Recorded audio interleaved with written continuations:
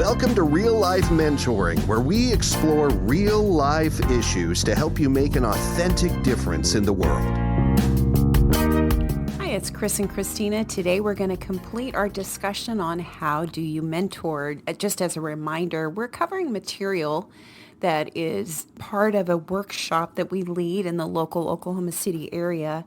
But this is just supplemental information, a little bit more in depth to help you as a standalone podcast, again, as a supplement to the workshop. So we're going to pick up with our discussion of how do you mentor with some frequently asked questions. Probably the number one question I get asked when we speak about mentoring is, what do you talk about? Chris, what do you talk about with your mentee? Well, before I answer that, I'm going to ask another question, which I like to do sometimes. Oh, goody. Okay. What should I talk about? Ask yourself, if I had a trusted mentor, what would you want to talk about? If you had a trusted mentor, what would you want to talk about? Yeah, that's great. It just gets what do you talk about? And here it can be as formal or as loose as it needs to be. I know of some mentoring relationships where they go through a study together for a season. I've done that. My personal style is to be sort of thematic when I meet with somebody. If there's a girl going through a certain issue at the time, or a young mom who's just trying to navigate young momhood, we have a topic. Okay, let's talk about menu planning.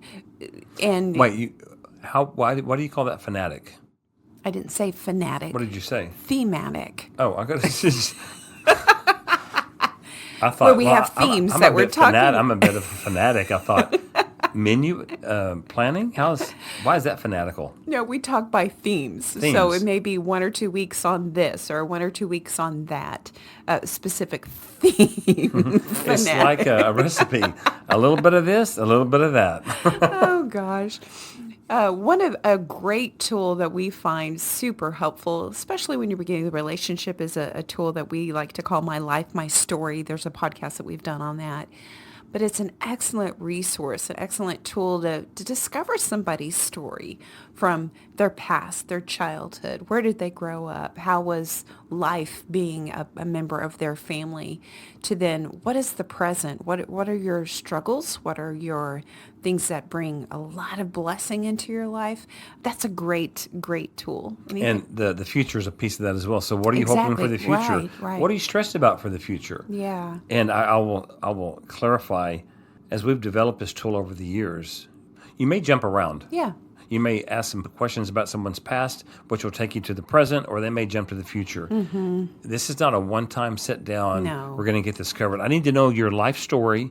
And we've got 45 minutes to do it. Well, even if it's 3 hours, yeah, I can give you a good, basics of my story. Right. But I can't. You're not going to know my whole story. Right. It's a journey, but it's really a simple yet effective tool to get to know someone, and people start feeling known and heard when you go through this tool with them. What do you talk about? There's another tool that we refer to as the 6 areas tool. Again, I think there's a podcast on that, but when we refer to the 6 areas, we say that we are physical, we are spiritual, we are mental, emotional, relational, and then we're professional or educational people. And so that tool is just simple. If I were mentoring you, Chris, let's talk about your physical today. How would you rate yourself in the area of physical? And anyway, we won't. I'd say I'm a 10. I'm fine. No, I wouldn't say I'm a 10. Right. But no one's ever asked me those kind of questions before. Right. About those 6 areas, and it just helps you to begin to think, wait a minute, how healthy am I emotionally?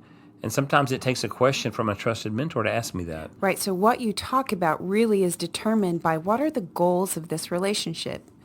And then that informs what you talk about. And then another frequently asked question is, how long does the relationship last? And we have a really great answer for that.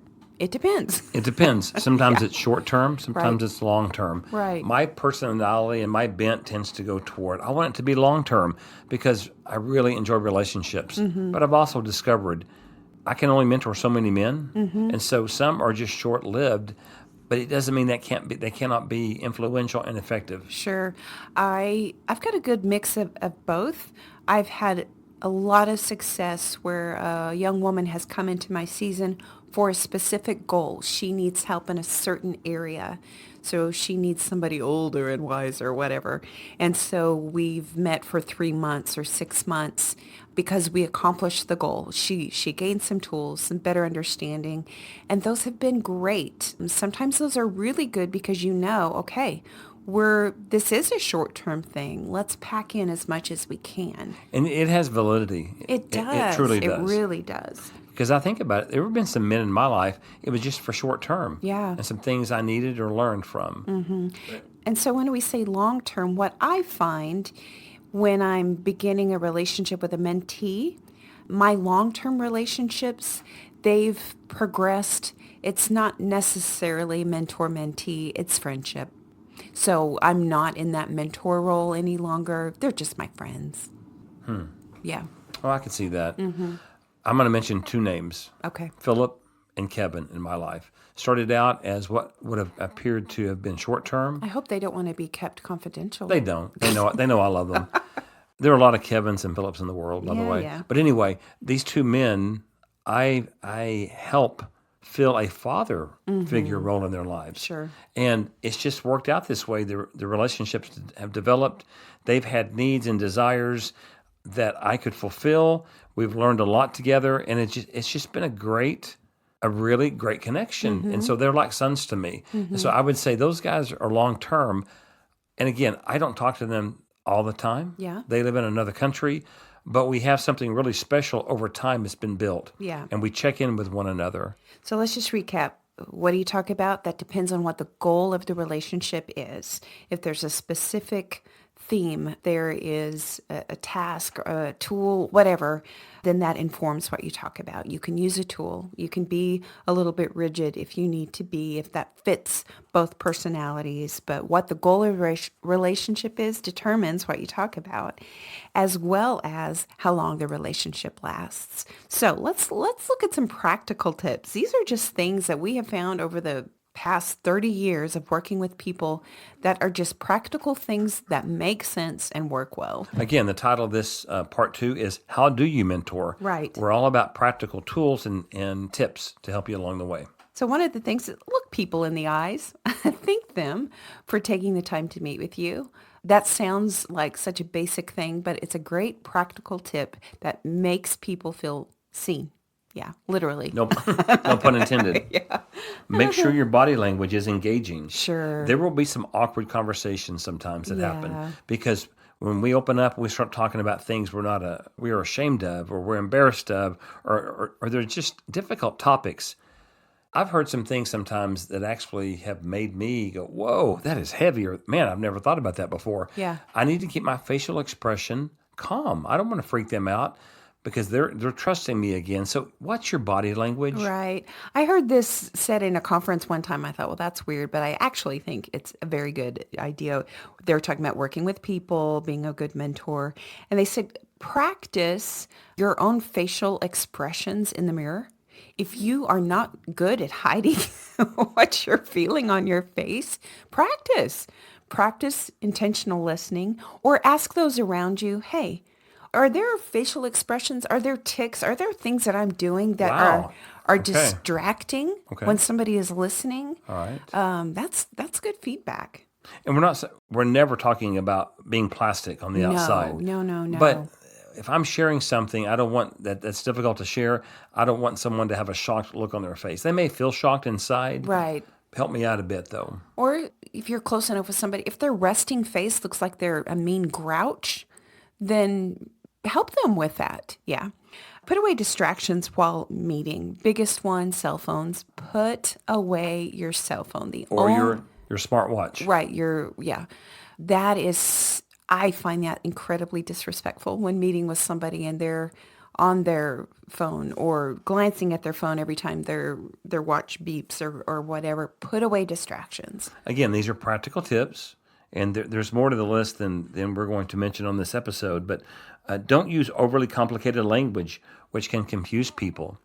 You may be very intelligent, and there may be terms that you use every day, but maybe the average person doesn't use those terms. or if you're explaining something in a field that you're an expert in, remember they may not have Not that. everybody's an expert, yeah. Yeah, and so help people to relax, but don't use complicated language. Right. Bottom line. This is such a practical thing in all of life, but especially when it comes to mentoring. But ask open-ended questions. So this helps guide the conversation and helps spur conversation. So instead of saying, hey, did you have a good day today? You could ask, hey, what was the best part of your day? That just opens up a mentee for conversation. It's just not, did you have a good day? Yep. Oh, okay. But again, you can ask yes and no questions when you need to clarify. Oh, so when you said that, were you meaning this? That's a perfectly appropriate yes and no. But asking questions that start with how or what or when, those are great open-ended questions.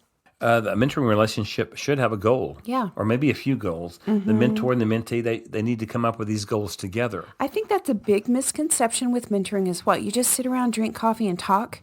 Well, we talk because there's a goal. There's something the mentee wants help with, something they want to try to achieve. So conversation is then directed toward that. It's just not willy-nilly conversation. Yeah. It could be something as simple as, well, I say simple. The mentee could go, I want to be a better public speaker. It really makes me nervous. But in my job, I have to do that. Guys, you can take a mentor if you have some experience in that, or let's say you don't. Bring someone else in to help them with that. Yeah. So, yeah, have some goals. It's encouraging, and when you reach goals together. Right. And you got to know where it's going, right? So take one topic at a time. I've sat across the cafe table with some girls who, they've got a lot of situations that there's a lot screaming in their life. If we try to tackle all of it at once, it's too overwhelming. It is overwhelming. So we say, okay, what's the one area that really, if this were better in balance, you could deal with the other, and we take one topic at a time. I just think that's good, sound, practical advice. I briefly mentioned this a few seconds ago. Connect your mentee with others when needed. So I think I'm a really good mentor, but I don't have science and nutrition background. But I have a good friend who does. He's a scientist. He's gifted at this. So anytime someone that I'm mentoring has a health issue, and then maybe they need to take supplements or medication, and they don't have an answer on that, I will reach out to my friend. I'll either connect those two. That's usually better because he can explain to them in ways that I can't. Be a resource. Be a connector for the people you mentor. Yeah. And see people as unique individuals. That seems like a given, but not every university student is the same. Not every young mom is the same. Take the time to really see the uniqueness in your mentee. Be creative. In where and how you meet. Oh, sorry. Yeah. Be creative. creative. Yeah, turn a somersault. As you ask them a question. Bless your heart. Be creative in where and how you meet. Christina, give me an example of that, or do you have one? Well, like you have said in the past that you have met guys before working out because conversation, you're sharing a common interest. Oh, you say before we're actually going to the gym together. Right, Yes. right. I've had times where maybe I've missed a mentee, schedules have been busy or whatever, and I need to get some errands done. I'll say, hey, ride along with me. Let's talk as we drive or whatever. Going on a walk, sitting outside. It doesn't have to be across from a cafe. Yeah, just be creative. What fits the mentee and the mentor? Yeah. I think especially in the beginning for some people, maybe if someone's an introvert and they haven't had this experience before about having someone be so intentional with them, it may be difficult for them to open up initially. Yeah. But if you go to the gym together, and I've done this a number of times, you're working out and you're asking these good questions as you're working out, it doesn't feel as threatening. Yeah. It doesn't feel as, you're not going too personal with me. But if you, as opposed to some men, you stare across from them at a table and ask them these questions, they may go, whoa. Yeah. Something happens when you're doing something active together. So being creative. Well, there's a reason we say real life mentoring. Good point. Because just do real life with people. Sometimes that real life doesn't lend itself to a coffee at a cafe. It means you're helping her clean her house or whatever. And this goes without saying, but participate in the milestones of a mentee's life, their birthdays, graduations, milestones of their children, losses that they have experienced. Boy, that intentionality can grow a relationship by leaps and bounds. And be flexible is another one. Yeah. We're not talking physically. Right. You're not going that way to the gym, but be flexible. And be adaptable. Those two go together. Be flexible and be adaptable. Be willing to put your plan aside if the mentee has a particular need that day that you meet. Right. Let's say we have a goal, and so today or tomorrow we're going to talk about this. That's great to have that in place. But life happens in the meantime. Right. And let's say something happens that really upsets that mentee. That is on the front of their mind. Right. Their thoughts. That's what they need to talk about. That's what you need to address. Yeah. Put your plan aside, because you're honoring that person by doing that, and you're showing them value. And I promise you, the next time you meet, they will want to talk about that goal you have together, because you just showed them so much care the time before. Well, because I'm so passionate about mentoring young moms, this really comes into play. Not always is a young mom able to get away and go to a cafe. So I've come after bedtime. After she gets those sweet babies in bed, then we have a tea on her couch, or we've sat out on her patio while she plugged in a movie for her kids or whatever. Just, look at your context and be adaptable and be flexible. Anything else? I think that's good. Guys, again, this is not an exhaustive list. No. Practical tips. I will learn something probably tomorrow. In fact, this workbook that we're going through, once it was printed, I had other ideas, or someone shared something with me and I jotted it down. Add that to the list. Yeah. Chris, you just mentioned that workbook. If you're listening to this and going, hey, I want a copy of this workbook, shoot us an email. We'd be happy to send you one. We just charge $10 for the content. That's what it cost us to publish those. If you'd like one, shoot us an email. We'd be happy to send it out. So this wraps up part 2 of How Do You Mentor? If this has been helpful to you, let us know. We'd love to hear from you. If you have some practical tips that you have found if you're in the field, then hey, let us know. We always like to grow and gain that toolbox of mentoring tools. So subscribe and like the podcast. If you're interested in contributing to future podcasts that give content on mentoring, then go to FahrenheitMentoring.org, go to that podcast tab, and you can donate there to continue the production of podcasts. As always, we don't take lightly the time that you've invested in just listening to this podcast. So thank you so much for listening.